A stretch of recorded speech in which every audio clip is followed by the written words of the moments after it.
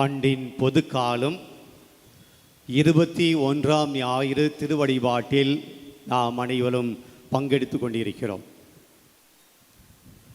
இன்று ஆண்டவர் நம்மை இந்த மாலை திருவழிபாட்டுக்கு பெயர் சொல்லி அழைத்து வந்திருக்கிறார்.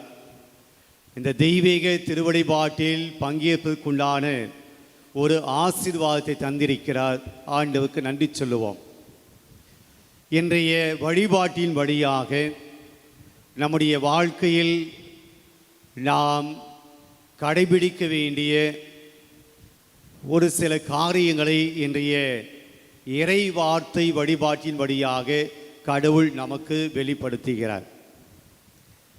இன்றைய இறை வார்த்தை 3 வாசகங்கள், ஒரு 3 செய்திகளை நம்முடைய வாழ்வுக்கு, நம்முடைய குடும்பத்திற்கு, நம்முடைய தனிப்பட்ட ஒரு மனித வாழ்வுக்கு கொடுப்பதாக நான் பார்க்கிறேன். அதைத்தான் உங்களோடு இன்றைக்கு பகிர்ந்து கொள்ள விரும்புகிறேன். முதல் செய்தி, கடவுள் நமக்கு கொடுத்த ஆசீர்வாதங்களை, நன்மைகளை, வாய்ப்புகளை நாம் இழந்து விடாமல் இருக்க அதை கவனத்தோடு கையாள வேண்டும்.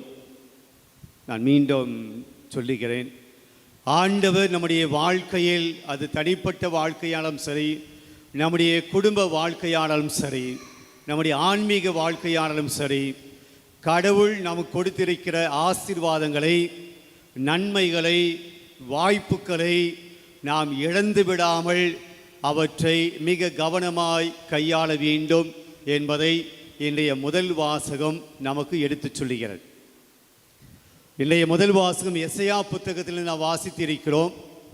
அதிகாரம் 22 இறைவார்த்தைகள் 19 முதல் 23 இறைவார்த்தையில் வாசித்திருக்கிறோம்.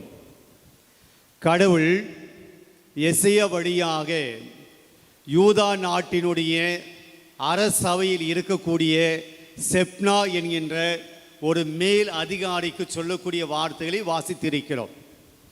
யூதா நாட்டினுடைய, அதாவது எருசலேமில் இருக்கக்கூடிய அரண்மனையில் இருக்கக்கூடிய, அரசனுடைய அரண்மனையில் இருக்கக்கூடிய ஒரு மேல் அதிகாரிக்கு, அரசனுக்கு அடுத்தபடியாக இருக்கக்கூடிய ஒரு மேல் அதிகாரிக்கு சொல்லப்பட்ட வார்த்தைகளை இன்றைக்கு நாம் வாசித்திருக்கிறோம். இன்றைக்கு அவனை பார்த்து சொல்லுகிறார், உன்னுடைய பதவியில் இருந்து நான் உன்னை இறக்கி விடுவேன், உன்னுடைய பதவியை நான் பறித்து கொள்வேன், உன்னுடைய அதிகாரத்திலிருந்து நான் இறக்கி விடுவேன், உனக்கு பதிலாக வேறு ஒருவனை நான் நியமிப்பேன், உன்னுடைய அங்கியை எடுத்து அவனுக்கு நான் அணிவிப்பேன், உன்னுடைய இடைக்கட்சியை எடுத்து நான் அவனுக்கு கொடுப்பேன், உன்னிடம் கொடுக்கப்பட்ட திறவுகோலை எடுத்து நான் அவனுக்கு கொடுப்பேன், அவன் திறப்பான், யாரும் பூட்ட மாட்டார்கள், அவன் பூட்டுவான், யாரும் திறக்க மாட்டார்கள் என்று சொல்லி செப்னா என்கின்ற மேல் அதிகாரியினுடைய, அந்த அரண்மனையில் இருக்கக்கூடிய உயர் அதிகாரியினுடைய அதிகாரத்தை, பொறுப்பை, அவன் கொடுக்கப்பட்ட அந்த வாய்ப்பை நான் எடுத்து விடுவேன் என்று சொல்லி அவனுக்கு எசையா இறைவாக்கின் வழியாக எச்சரிக்கை கொடுக்கிறார். அந்த பதவியில் இருந்து அவனை நீக்குகிறார்.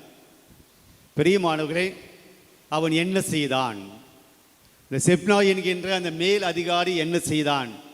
ஏன் அவனிடமிருந்து அந்த பதவி எடுக்கப்பட்டது? அந்த பொறுப்பானது ஏன் அவனிடமிருந்து எடுக்கப்பட்டது என்றால், அவனுடைய வாழ்க்கையில் கடவுள் அவனை மேலாக உயர்த்தி அரண்மனையிலே வைத்து மிக பெரிய பொறுப்பை கொடுத்த பின்பு அவன் நடந்து கொண்ட விதம் கடவுளுக்கு உண்டான, கடவுளுக்கு விருப்பமான வாழ்க்கை அல்ல. என்ன செய்தான்? 1, அவன் கடவுளை நம்பாமல் வேறு அரசர்களை நம்பினான். தன்னுடைய நாட்டுக்கு எதிராக வரக்கூடிய ஆபத்தை, அசிரிய மன்னன் தன்னுடைய நாட்டை எதிர்த்து வரக்கூடிய சூழ்நிலையில் அவன் கடவுள் மீது நம்பிக்கை வைக்காமல் மனிதர்கள் மீது நம்பிக்கை வைத்தான். மனிதர்களுடைய நட்பு, மனிதர்களுடைய உறவு எங்களை இந்த ஆபத்திலிருந்து காப்பாற்றும் என்று சொல்லி மனிதர்களை தேடி போனான், கடவுளை தேடி போகவில்லை. இது 1. 2வதாக தன்னுடைய நாட்டு மக்களை அரசன் பார்க்க வேண்டும் என்று வருகிற போது, நாட்டு மக்கள் அரசனை பார்க்க வருகிற போது அவன் அனுமதிப்பதில்லை. தங்களுடைய அரசனை பார்ப்பதற்கு மக்களுக்கு வாய்ப்பு கொடுக்கவில்லை. அவர்களை அடக்கி வைத்தான். மக்களை தன்னுடைய அதிகாரத்தின் கீழ் வைத்திருந்தான். மூன்றாவதாக, தனக்கு கிடைத்த அதிகாரத்தை வைத்து தன்னுடைய புகழை தேடிக்கொண்டான். மக்களுடைய நலனில் அக்கறை செலுத்தாமல் தன்னுடைய பெருமையை, தன்னுடைய புகழ்ச்சியை அவன் தேடிக்கொண்டான். அதில் ஒன்றுதான் அவன் செய்த காரியம். அவன் உயிரோடு இருக்கிற போதே தனக்கென்ன மிக வசதியான அதிக பொருள் செலவு செய்து தன்னுடைய கல்லறையை கட்டி கொண்டான். தனக்கு அவன் கல்லறையை கட்டி கொண்டான். இறந்த பின்னாடி அவனுக்கு எப்படிப்பட்ட கல்லறை கட்டுவார்கள் என்று அவனுக்கு தெரியாது. நீங்கள் மட்டும் சாதாரண ஒரு கல்லறையை கட்டிட்டா நான் அதில் இருக்கணுமா என்று அவன் உயிரோடு இருக்கிற போதே தனக்கென ஒரு கல்லறையை கட்டி கொண்டான். அதில் தான் நீங்கள் என்னை புதைக்கணும். அப்போ அவன் கட்டிய கல்லறை மிக அதிக பொருள் செலவு, பண செலவு செய்து மிக பெரிய கல்லறையை கட்டி கொண்டான். இறந்த பின்பும் நீங்கள் என்னை புகழ வேண்டும்.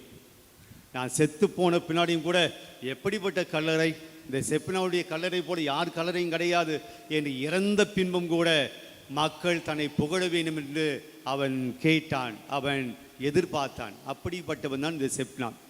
எனவே ஆண்டவர் சொல்லுகிறார், நீ மக்கள் நலனிலும் அக்கறை இல்லை, கடவுளையும் நம்பவில்லை, அரசனுக்கு உண்மையாகவும் நீ இல்லை. எனவே உன்னுடைய பெயர், உன்னுடைய புகழ்ச்சியை, உன்னுடைய பெருமை நீ தேடிக்கொண்டதால் உன் பதவியை உன்னிடமிருந்து நான் எடுத்துக்கொள்வேன். பெரியமானே, இந்த நிகழ்வு நமக்கு சொல்லக்கூடிய செய்தி என்ன? கடவுள் மேல் அதிகாரியாக அரண்மனையிலே அவனை கொண்டு சென்று வைக்கிற போது அவன் கடவுள் இந்த பணியை, இந்த பொறுப்பை என்னிடம் கொடுத்திருக்கிறார், அதை நன்கு நான் பயன்படுத்தி கொள்ள வேண்டும், கடவுளுக்கேற்ற விதமாய் வாழ வேண்டும் என்று கடவுள் கொடுத்த நன்மைத்தனத்தை மறந்து, கடவுள் கொடுத்த வாய்ப்பை மறந்து அவன் அந்த வாய்ப்பை, அந்த பொறுப்பை, அந்த பணியை தவறாக பயன்படுத்தினான். எனவே கடவுள் அவனை இந்த பொறுப்பிலிருந்து எடுக்க அவர் எச்சரிக்கை கொடுக்கிறார். எசேயாவின் வழியாக இந்த செய்தியை சொல்லுகிறார். பிரியமான, இன்றைக்கு நம்முடைய வாழ்க்கையில் குடும்ப வாழ்க்கையானாலும் சரி, தனிப்பட்ட வாழ்க்கையானாலும் சரி, ஆன்மீக வாழ்க்கையானாலும் சரி, கடவுள் பலவிதமான பொறுப்புகளை நம்மிடம் கொடுத்திருக்கிறார். கடவுள் பலவிதமான ஆசீர்வாதங்களை கடவுள் நமக்கு கொடுத்திருக்கிறார். கடவுள் நமக்கு நிறைய பணிகளை, ரெஸ்பான்சிபிலிட்டி கடவுள் நமக்கு கொடுத்திருக்கிறார். இந்த பொறுப்புகள், இந்த பணிகள், இந்த ஆசீர்வாதங்கள், இந்த நன்மைகளை கடவுள் நமக்கு கொடுத்திருக்கிறார் என்பதை நாம் கவனத்தோடு கையாளவில்லை என்றால் இவை நம்மிடமிருந்து எடுக்கப்படும். ஒவ்வொரு குடும்பத்திற்கும் கடவுளுடைய ஆசீர்வாதங்கள் கிடைத்திருக்கின்றன. இந்த செப்னா என்பவன் திறமை அற்றவனாய் இருந்ததினால் இவனுடைய பதவி பறிக்கப்படலை. இவன் அறிவற்றவனாய் இருந்ததினால் இவனுடைய பதவி பறிக்கப்படலை. இவன் அந்த அளவுக்கு அரசன் எதிர்பார்த்த அளவுக்கு செயல்படாமல் இருந்தான் என்பதற்காக இவனுடைய பதவி பறிக்கப்படலை. இவனுடைய பதவி பறிக்கப்பட்டது நேர்மையற்றவனாய் இருந்ததினால், உண்மையற்றவனாய் இருந்ததினால் இந்த ஆசீர்வாதம், இந்த பதவி பறிக்கப்பட்டது. இன்றைக்கு கடவுள் நம்முடைய வாழ்க்கையில் எத்தனையோ ஆசீர்வாதங்களை நமக்கு கொடுத்திருக்கிறார். எத்தனையோ நன்மைகளை ஆண்டவர் நமக்கு கொடுத்திருக்கிறார். ஒரு எடுத்துக்காட்டு மட்டும் நான் சொல்லுகிறேன். கடவுள் நமக்கு மிக அற்புதமான ஒரு ஆசீர்வாதம் நிறைந்த ஆரோக்கியத்தை, உடல் உள்ள சுகத்தை கடவுள் நமக்கு கொடுத்திருக்கிறார். எவ்விதமான முடக்குவாதம், எவ்விதமான பெரிய நோய்கள் இல்லாமல் கடவுள் நம்மை மிக பத்திரமாய் உடல் ஆரோக்கியத்தோடு கடவுள் நம்மை படைத்து இந்த நாள் வரை நம்மை ஆரோக்கியத்தோடு கடவுள் நம்மை வைத்திருக்கிறார். இந்த உடல் என்பது ஆசீர்வாதம், ஆரோக்கியம் என்பது கடவுளுடைய மாபெரும் கிருபை. இந்த உடல் நலத்தை பேணி காக்கிறோமா? இந்த உடலுக்குண்டான முக்கியத்துவத்தை கொடுக்கிறோமா? இந்த உடல் கடவுள் வாழ்கிற ஆலயம் என்று பவுலடியார் சொல்கிறார். நீங்கள் தூய ஆவியான குடிக்கொள்கிற இல்லமாயிருக்கிறீர்கள். இந்த உடலை நாம் அப்படி நேசிக்கிறோமா? இந்த உடலை பரிசுத்தமாய் நாம் வைத்திருக்கிறோமா? இந்த உடலுக்குள் பாவங்கள் அணுகாமல், தீமைகள் அணுகாமல், நோய் நோக்காடுகள் அணுகாமல், கடவுளுக்கேற்ற ஒரு இல்லமாய் இந்த உடலை பரிசுத்த ஆலயமாய், தேவ ஆலயமாய், தூய ஆவியான குடிக்கொள்கிற உள்ளமாய், உடலாய் இந்த உடலை நான் மதிக்கிறேனா? இதை மதிக்கல அப்படின்னா, இந்த உடல் ஆரோக்கியத்தை நான் பேணி காக்கவில்லை என்றால், இந்த உடல் கடவுளுடைய ஆலயம் என்று நான் உணரவில்லை என்றால், இந்த உடலுக்குள் பாவங்கள், தீமைகள், நோய்கள், நோக்காடுகள் உள்ளே நுழைகிற போது கடவுளுடைய ஆசீர்வாதமான இந்த ஆரோக்கியம், கடவுளுடைய ஆசீர்வாதமாக இருக்கக்கூடிய இந்த உடல் சுகம் நம்மை விட்டு நீங்கும். இன்னொரு எடுத்துக்காட்டு கூட சொல்லலாம். ஆண்டவர் நமக்கு ஏற்ற ஒரு வாழ்க்கையை, வாழ்க்கை துணையை, வாழ்க்கை துணைவரை, பிள்ளைகளை, ஒரு குடும்பத்தை கடவுள் நமக்கு கொடுத்திருக்கிறார். ஆசீர்வாதம். இதெல்லாம் ஒரு ஆசீர்வாதம் சொல்லி நம்ம நினைக்கிறதுல தான் பிரச்சனை. ஒரு குடும்பம் என்பது ஒரு ஆசீர்வாதம்.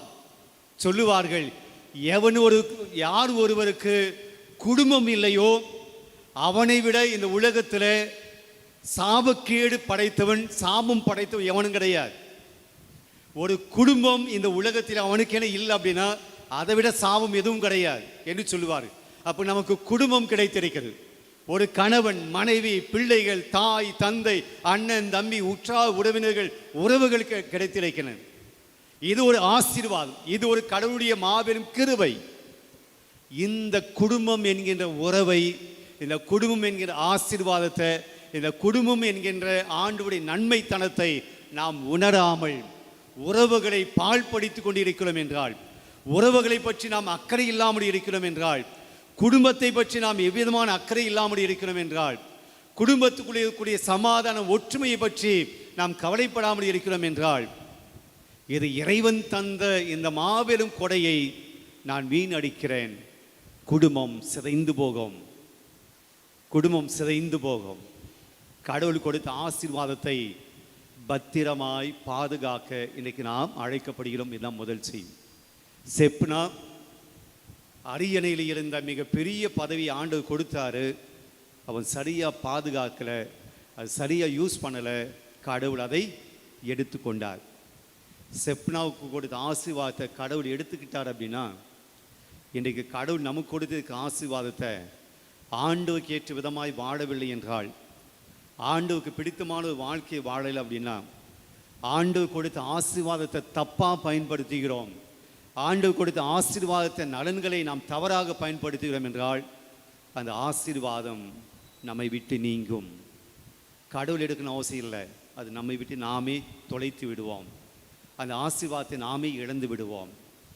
அப்போ நாம் யோசிக்க வேண்டியது, கடவுள் என் வாழ்க்கையில் கொடுத்த ஆசீர்வாதம் எதெல்லாம் நான் யோசித்து வைத்திருக்கிறேன், எதெல்லாம் கடவுள் எனக்கு கொடுத்திருக்கிற ஆசீர்வாதம் என்று நான் இன்றைக்கி அதை யோசித்திருக்கிறேன். நான் அப்போ இன்றைக்கி யோசிக்க அழைக்கப்படும். எதெல்லாம் கடவுள் எனக்கு ஆசீர்வாதமாக கொடுத்திருக்கிறார், நன்மைகளாக கொடுத்திருக்கிறார், அதை நான் எப்படி நான் பயன்படுத்துகிறேன், யூஸ் பண்ணுறேன், அல்லது எப்படி பாழ்படுத்துகிறேன், அதை எப்படி நான் தவறாக பயன்படுத்துகிறேன். பிரியமானவர்களே, இது முதல் செய்தி. ஒன்று நம்மிடம் இருக்கிற போது அதனுடைய வேல்யூ தெரியாது. ஒன்று நம்மிடம் இருக்கிற போது அதனுடைய மதிப்பு தெரியாது. ஒன்று நம்மிடம் இருக்கிற போது அதனுடைய அற்புதம் தெரியாது. உடல் சுகத்தோடு இன்னைக்கு ஆலயத்துக்கு வந்தோம், உட்கார்ந்து இருக்கோம். படுத்த படுக்கையாக நாம் செல்கிற போது தான் நம்முடைய உடல் சுகத்தை பற்றி நாம் தெரிந்து கொள்வோம். படுத்த படுக்கையாக என்னால் எழுந்திருக்க முடியல, ஒருத்தருடைய உதவி இல்லாமல் நான் எழுந்து உட்கார கூட முடியல, ஒருத்தருடைய உதவி இல்லாமல் நான் ஒரு ஸ்டெப்பு எடுத்து நடக்கூட முடியல, ஒருவருடைய உதவி இல்லாமல் நான் ரெஸ்ட் ரூம் கூட போக முடியல என்ற சூழல் வருகிற போது, இன்னைக்கு நாம் அனுபவிக்கிற இந்த உடல் சுகம் அன்றைக்கு மிகப்பெரிய ஆசீர்வாதமாய் நமக்கு தெரியும். பிரியமானவர், ஆனால் இப்போ நமக்கு தெரியாது. ஆக கடவுள் இதுபோல் நிறைய ஆசீர்வாதங்களை தந்திருக்கிறார். ஆண்டவர் தந்த ஆசீர்வாதங்களை இழந்து விடாமல் இருக்க நாம் ஜாக்கிரதையாக இருக்க வேண்டும். ரெண்டாவது, இன்றைய நாளில் இறைவன் இந்த வாசகங்கள் வழியாக சொல்லக்கூடிய செய்தி, ஆண்டவர் இயேசு நற்செய்தியிலிருந்து ஆண்டவர் இயேசு 2 கேள்வியை கேட்கிறார். ஒன்று, மக்கள் என்னை பற்றி என்ன நினைக்கிறார்கள். ரெண்டாவது கேள்வி, நான் உங்களுக்கு கேள்வி கேட்டுக்கிறேன். ரெண்டாவது கேள்வி, முதல் கேள்வி மக்கள் என்னை பற்றி என்ன நினைக்கிறார்கள். ரெண்டாவது கேள்வி, நீங்கள் என்னை பற்றி என்ன நினைக்கிறீர்கள். ரெண்டு கேள்வி. நம்முடைய வாழ்க்கையில் நிறைய கேள்விகளை நாம் அன்றாடம் கேட்டுக்கொண்டே இருக்கிறோம். சாப்பிட்டியா, எங்கே போகிற, என்ன பண்ணுற, என்ன செஞ்சு நிற்கிற. நம்முடைய வாழ்க்கையை கேள்விகளால் நிறைந்திருக்கிறது.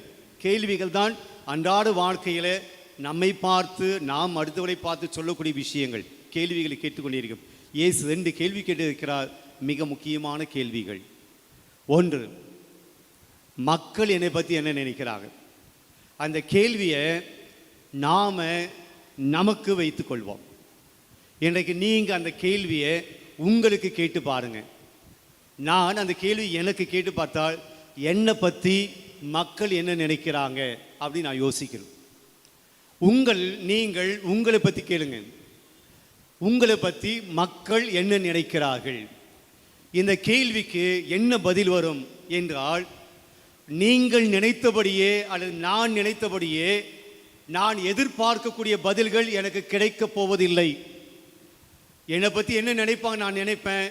என்னை பற்றி என்ன நினைக்க வேண்டும் என்று நான் நினைப்பேன், எதிர்பார்ப்பேன் என்றால், நான் நல்லவன், நான் சிறந்தவன், நான் நல்ல பணி செய்கிறேன், இது அது அப்படி எதெல்லாம் எனக்கு விருப்பமானதோ அப்படியாக மக்கள் என்னை பற்றி நினைக்க வேண்டும் என்ற எதிர்பார்ப்பு தான் எல்லாருக்கும் இருக்கும். எனக்கு மட்டும் இல்லை, உங்களுக்கும். நீங்கள் பணி செய்யக்கூடிய இடத்துல, வாழ்கிற இடத்துல, உங்களுடைய நண்பர்கள், உற்றார் உறவினர்கள் எல்லோருமே உங்களை பற்றி என்ன நினைக்கணும் நீங்கள் ஆசைப்படுவீங்கன்னா, நீங்கள் சிறந்தவர், நல்லவர், பெஸ்ட்டு, சூப்பர் என்று மற்றவங்களை பற்றி சொல்ல வேண்டும் என்று தான் நினைப்பீர்கள். யாரும் குறை சொல்ல வேண்டும், நான் சரியில்லை என்று யாராவது சொல்ல வேண்டும் என்று யாரும் நினைக்க போறதில்லை. ஆனால் இது நடக்குமா என்றால் நடக்காது. நான் நினைக்கிறபடியாகத்தான் மக்கள் சொல்லணும் என்று எதிர்பார்த்தாலும் இந்த உலகத்திலே நடக்காது. ஏதோ ஒன்று ரெண்டு பேர் சொல்லுவார்கள், நீங்கள் நல்லவங்க, நல்ல ஃபாதர், நல்ல செய்கிறீங்க, அது செய்கிறீங்க. ஆனால் எல்லாரும் அல்ல. நான் எதிர்பார்க்க எல்லோருமே அது சொல்ல வேண்டிய அவசியம் இல்லை, அது சொல்ல தேவையும் இல்லை. அப்படி என்றால் இன்றைக்கு இயேசு கேட்கிறார், மக்கள் என்ன சொன்னாங்க அப்படின்னா, நீர் வாழும் கடவுளின் மகன் அப்படின்னு சொல்லலை. இயேசுவை பற்றி இயேசு யாரும் சொல்லலை. ஒருவேளை அவர் எதிர்பார்த்திருப்பார், மக்கள் நான் மெசியான்னு சொல்லி இருக்கணும், அவர் இயேசு எதிர்பார்த்திருப்பார். ஆனால் இயேசுவுக்கே அந்த பதில் கிடைக்கல. நீர் எரேமியா அப்படின்னு சொல்றாங்க. எரேமியா இயேசு கிடையாது, அவர் பழைய ஏற்பாடு இறைவாக்கினர். நீ எலியா அப்படின்னு சொல்றாங்க. எலியா இயேசு கிடையாது, பழைய இறைவாக்கினர். நீ திருமுழுக்கு யோவான் அப்படின்னு சொல்றாங்க. திருமுழுக்கு யோவான் வேற, இயேசுக்கு முன்னாடி வந்தவர், அவர் இயேசு கிடையாது. அப்போ இயேசுவையே இந்த உலகம் புரிஞ்சிக்கல, இயேசுவையே இந்த உலகம் சரியா தெரிஞ்சிக்கல. இயேசு எதிர்பார்த்த பதில் இயேசுவுக்கு கிடைக்கல. இயேசுவுக்கே அப்படின்னா இந்த உலகம் உங்களை சரியாக புரிந்து கொள்ளும் என்று, இந்த உலகம் நம்மை சரியாக புரிந்து கொள்ளும் என்று நாம் எதிர்பார்த்து கொண்டிருக்கிறோம். பிரியமானவர்களே, அப்படி புரிந்து கொள்ளாத போது வருத்தப்படுகிறோம், அப்படி புரிந்து கொள்ளாத போது கவலைப்படுகிறோம், அப்படி புரிந்து கொள்ளாத போது கோபப்படுகிறோம். என்ன சரி அப்படி நீங்கள் புரிஞ்சிக்கல, என்னை நீங்கள் நல்லா புரிஞ்சிக்கல, என்னை நாம் கோபப்படுகிறோம். அது குடும்பமானாலும் சரி, வெளி உலகமானாலும் சரி, இட் இஸ் நாட் ரியல்.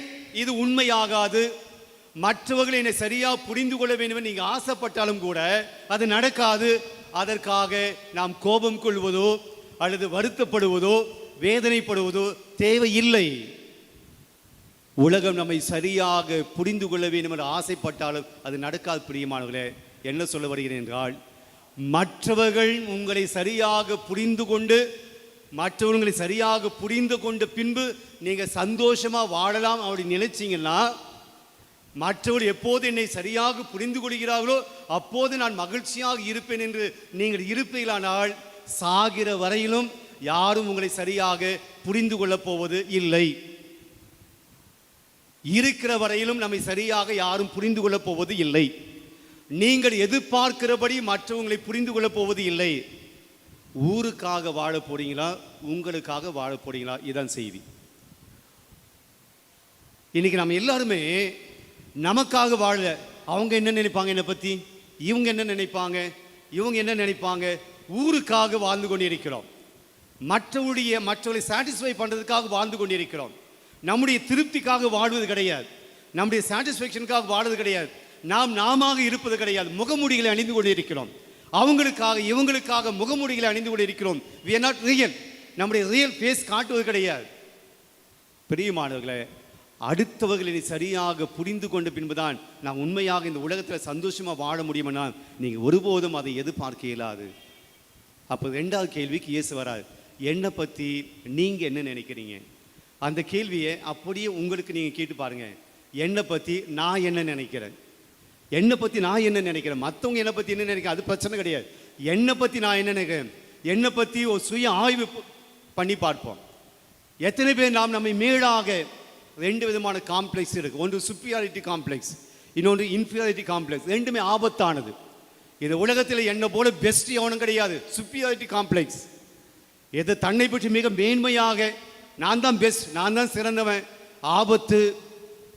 இந்த உலகத்தில் நான் வேஸ்ட்டு, எனக்கு ஒன்றும் தெரியாது, நான் ஒரு முட்டாள், யூஸ்லெஸ், பயனற்றவன், இன்ஃபீரியாரிட்டி காம்ப்ளெக்ஸ். இதுவும் ஆபத்து. அப்போ என்னை பற்றி நான் சரியாக புரிஞ்சுக்கணும். நான் யார், என்னுடைய ஸ்ட்ரென்த்து என்ன, என்னுடைய வலிமை என்ன, இதை நான் அடிக்கடி என்னை கேட்டு பார்த்து கொள்ள வேண்டும். பிரியமானவர்களே, அப்போ என்னை பற்றி எனக்கு தெரியுமா, உங்களை பற்றி உங்களுக்கு தெரியுமா? இன்றைக்கி நாம் என்ன செய்கிறோம், அடுத்தவர்களை பற்றி தெரிந்து கொள்வதில் மிக அதிகமான கவனத்தை செலுத்துகிறோம். அந்த குடும்பம் என்ன பண்ணுது, இந்த குடும்பம் என்ன பண்ணுது, பக்கத்து டேபிள் இருக்கக்கூடிய ஆஃபீஸில் அவர் என்ன பண்ணுறாரு, இவர் என்ன பண்ணுறாரு, இதை பங்குக்கு வர இவங்க என்ன பண்ணுறாங்க, அடுத்தவர்கள் எப்படி இருக்கிறார் என்பதை தெரிந்து கொள்வதை ரொம்ப அதிகமாக ஆசைப்படுகிறோமே ஒழிய நான் யார், இந்த உலகத்தில் நான் ஏன் வாழ்ந்து கொண்டிருக்கிறேன், என் வாழ்க்கையினுடைய பயன் என்ன, நான் வாழ்வதனுடைய பர்பஸ் என்ன, இந்த உலகம் முடிந்த பின்பு எனக்கு இறப்புக்கு பின்பு என்ன நடக்கும், நான் ஏன் கோபப்படுறேன், நான் சந்தோஷமாக தான் இருக்கிறேன்னா, நான் மன நிறைவோடு இருக்கிறேன்னா, என் குடும்பத்தில் சமாதானம் இல்லை, ஏன் நம்மை பற்றி நாம் கேள்விகளை எழுப்புவதில்லை. என் வாழ்க்கையில் நிம்மதி, மன அமைதி, சந்தோஷம், ஒரு சாட்டிஸ்ஃபேக்ஷனே இல்லையே. பணம் இருக்கான சாட்டிஸ்ஃபேக்ஷன் இல்லை, பெரிய வீடு இருக்கான ஒரு நிம்மதி இல்லை, எல்லாம் கடவுள் கொடுத்திருக்கிறார், ஆனால் குடும்பத்தில் ஒரு சந்தோஷம் இல்லை, ஏன் கேட்பது கிடையாது. நம்ம அப்படியே காலத்தை கடந்து போகிறோம். அப்படி என்றால் இயேசு கேட்டது 2வது கேள்வி ரொம்ப முக்கியமானது. நாம் நம்மை பார்த்து கேட்டுக்கொள்ள வேண்டிய கேள்வி. உன்னை பற்றி, உங்களை பற்றி நீங்கள் மேலான சரியான ஒரு நல்ல அண்டர்ஸ்டாண்டிங் நம்மை வைத்திருந்தால் வெளியில் சொல்லக்கூடிய விஷயங்கள் நம்மை பாதிக்காது. வெளி யார் என்ன சொன்னாலும் அது நம்ம உள்ளத்துக்கு கொண்டு வந்து நாம் கவலைப்பட வேண்டிய அவசியம் இல்லை. ஏன்னா என்னை பற்றி எனக்கு தெரியும், என்னுடைய நிறைகளை பற்றி எனக்கு தெரியும், என்னுடைய குறைகளை பற்றி எனக்கு தெரியும். என் குறைகளை நீங்கள் சொல்லுகிற போது நீங்கள் சொல்வதற்கு முன்னாடியே என் குறைகள் எனக்கு தெரியும், நமக்கு தெரியும், வருத்தப்பட மாட்டோம். என்னுடைய குறைகளை பற்றி சொல்லுகிற போது இல்லை நீங்கள் என்னை பற்றி சரியாக புரிஞ்சுக்கிறீங்க, என்னுடைய நிறைகள் எனக்கு தெரியும், நான் யார் என்பது தெரியும், என்னுடைய பாசிட்டிவ் என்னன்னு தெரியும், அதை பற்றி நான் கவலைப்பட மாட்டேன். இன்றைக்கி அடுத்தவர்கள் என்ன சொல்கிறாங்களோ வச்சு கவலைப்பட்டு கொண்டு இருக்கிறோம். பெரியமானவர்களே, நீங்கள் உங்களை கேட்டு பாருங்கள், நீங்கள் யார். இறுதியாக இன்றைய வாசகம் நமக்கு சொல்லக்கூடிய கடைசி செய்தி, இயேசு நீங்கள் என்ன நினைக்கிறீங்க அப்படின்னு கேட்குறார். யார் சரியான பதில் சொன்னது, யார் சரியான பதில் சொன்னது? பேதுரு சொல்கிறார். மக்கள் தப்பான பதில் சொன்னாங்க, மற்ற சீடர்கள் பதிலே சொல்லலை, ஆனால் ஒருத்தர் தான் பதில் சொல்கிறார், பேதுரு பதில் சொல்கிறார். அதுக்கு ஆண்டவர் சொல்கிறாரு, இயேசு பேதுருவிடம், யோனாவின் மகனான சீமோனே, நீ பேறு பெற்றவன், ஏனெனில் இந்த கேள்விக்கு எந்த மனிதனும் எதை உனக்கு வெளிப்படுத்தலை, இதை சொல்லி கொடுத்து யாரு, மனுஷன் கிடையாது. பேதுரு என்ன பதில் சொன்னார், நீங்கள் என்னை பற்றி என்ன நினைக்கிறீங்க கேட்கும்போது பேதுருடைய பதில், நீரே மெசியா, வாழும் கடவுளின் மகள். இந்த பதிலுக்கு இயேசு சொல்கிறாரு, இந்த பதிலை உனக்கு மனுஷன் கற்றுக் கொடுக்கல, உங்கள் அப்பாவோ அம்மாவோ ஃப்ரெண்ட்ஸோ உனக்கு கற்றுக் கொடுக்கல, இது மனித உனக்கு வெளிப்படுத்தவில்லை, மாறாக விண்ணகத்தில் உள்ள என் தந்தையே இதை வெளிப்படுத்தி உள்ளார். பிரியமானவர்களே, பேதுருவுக்கு இந்த பதிலை சொல்லி கொடுத்தது யாரு, மனுஷனா கடவுளா? உங்களை தான் கேள்வி கேட்குறேன். கடவுள். பிரியமான 3வது செய்தி தான், உங்கள் வாழ்க்கையில் வரக்கூடிய பல கேள்விகளுக்கு மனிதர்களால் பதில் சொல்ல முடியாத கேள்விகள் இருக்கும். எடுத்துக்காட்டு, பிறக்கிற குழந்தைக்கு கேன்சர், இந்த கேள்விக்கு என்ன பதில்? யார் தப்பு? ஏன் பிறக்கிற குழந்தைக்கு இவ்வளோ பெரிய நோய்? பிறக்கிற குழந்தை பேச முடியல, என்ன பிரச்சனை? யாருடைய தப்பு? இதுக்கு என்ன பதில்? ஏன் இந்த குழந்தைக்கு இந்த பனிஷ்மெண்ட்? ஏன் இந்த குழந்தைக்கு இந்த பிரச்சனை? பிறக்கிற குழந்தைக்கு கண்ணு தெரியல, என்ன பிரச்சனை? யாருக்கு இது பொறுப்பு? சுனாமி வந்தது, எல்லோரையும் அடிச்சு போச்சு, ஏன் வந்துச்சு? வாழ்க்கையில் பல கேள்விகளுக்கு பதில் இல்லை. மனுஷனுடைய பதில் கிடையாது. இயேசு நான் யார் என்று கேட்கிற போது இது மனிதன் உனக்கு சொல்லிக் கொடுக்கல. பிரியமானவங்களுடைய வாழ்க்கையில் வரக்கூடிய பல கேள்விகளுக்கு, எல்லா கேள்விகளுக்கும் மனுஷன் பதில் சொல்ல முடியாது. நீங்களும் உங்கள் அறிவை கொண்டு பதில் தேட முடியாது. இன்னைக்கு 2வது வாசகத்தில் ரோமியர்களின் திருமுகத்தில் ஆண்டவர் பவுலடியை சொல்றார், ஆண்டவருடைய ஞானம் அறிவும் எத்தனை ஆழமானவை. மனுஷனுடைய ஞானம் கிடையாது, ஆண்டவருடைய ஞானமும் அறிவும் எத்தனை ஆழமானவை. அவருடைய தீர்ப்புகள் அறிவுக்கு எட்டாதவை. கடவுளுடைய சில காரியங்கள், கேள்விகள் நம்முடைய அறிவுக்கு எட்டாதவை. அவருடைய செயல்முறைகள் ஆராய்ச்சிக்கு அப்பாற்பட்டவை. ஏன் கேன்சர் வந்துச்சு? ஏன் நோய் வந்துச்சு? ஏன் எனக்கு ஆக்சிடென்ட் நடந்துச்சு? வாழ்க்கையில் பல கேள்விகள். இதற்கெல்லாம் மனிதன் ஆராய்ச்சி பண்ண முடியாது. கடவுளுடைய கேள்விக்கு, இறப்புக்கு பின்ன எனக்கு என்ன நடக்கும்? இந்த உலகம் சுழன்று கொண்டு இருக்கிறது, புவி ஈர்ப்பு விசை இருக்கு. இந்த புவி ஈர்ப்பு விசை எங்கிருந்து வந்துச்சு? கடவுள் படைக்காம எப்படி வந்துச்சு புவி ஈர்ப்பு விசை? இந்த கோள்கள் சுற்றி கொண்டிருக்கின்றன, ஒன்றை ஒன்று சார்ந்து போய்கொண்டிருக்கின்றன. என்னதான் சயின்ஸ் வழியாக நீங்கள் இதை ஆராய்ச்சிக்கு போனாலும் கடைசியில் வந்து நிற்பது அந்த அறிவியல் சொல்லக்கூடிய அந்த ஒரு பாயிண்ட், அணு எங்கிருந்து வந்தது? எல்லாத்தையும் நோண்டி நோண்டி கடைசியில் போயிட்டு ஒரு அணுவால் பிளந்தது. அந்த பிளவுகள் தான் இந்த கோள்கள். ஆனால் அந்த அணு எங்கிருந்து வந்தது? அப்படி என்றால் இந்த கேள்விகளுக்கெல்லாம் என்னுடைய அறிவு பதில் சொல்லாது. அப்படி என்றால் ஆண்டவருடைய ஞானம்தான் இதுக்கெல்லாம் பதில் சொல்லும். அதனால்தான் ஏன் சொல்கிறார், இதை மனுஷன் உனக்கு வெளிப்படுத்தலை, கடவுள் தான் உனக்கு இந்த பதில் சொல்லி கொடுத்தார். பிரியமானவர்களே, உங்களுடைய வாழ்க்கையிலும் கூட வாழ்க்கையில் பல்வேறு கேள்விகள், குழப்பங்கள் வாழ்க்கையில் வருகிற போது நாம் மனுஷனுடைய அறிவை தேடி போகிறோம், மனுஷனுடைய ஆலோசனை தேடி போகிறோம். ஆனால் ஆண்டவர் சொல்கிறாரு, மனிதனால் இந்த விடை உனக்கு கிடைக்கல, என் வானக தந்தை உனக்கு கொடுத்தார். அப்போ உங்கள் வாழ்க்கையில் வரக்கூடிய பலவிதமான கேள்விகளுக்கு விளக்கம் சொல்லக்கூடிய, விளக்கம் கண்டுபிடிக்கக்கூடிய கேள்விகளுக்கு நீங்கள் மனிதரை தேடி போகலாம். ஆனால் வாழ்க்கையில் சில கேள்விகள் மனிதர்களால் பதில் சொல்ல முடியாத போது நாம் யாரை தேடி போக வேண்டும்? சுத்தம். நம்முடைய வாழ்க்கையில் சில விஷயங்கள் புரியாத போது, குழப்பம் அடைகிற போது நாம் யார்கிட்ட போனால் அது நமக்கு தெளிவாகும்? கடவுளிடம். அதுதான் இன்றைய 3வது செய்தி. நம்பிக்கை அறிக்கை. அனைவரும் எழுந்து நிற்போம்.